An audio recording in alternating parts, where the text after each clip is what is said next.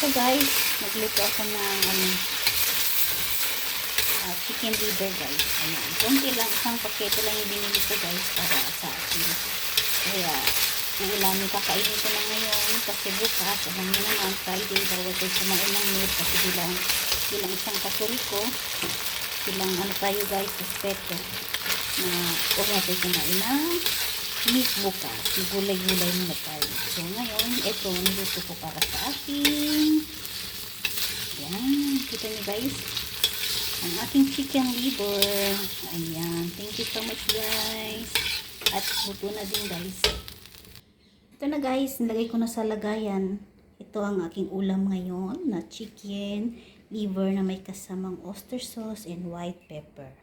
Ayan, maraming salamat guys. Anong ulam nyo ngayon sa guys, panggabihan?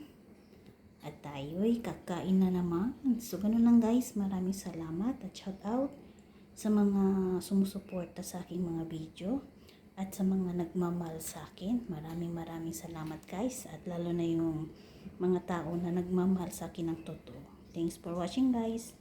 Bye bye.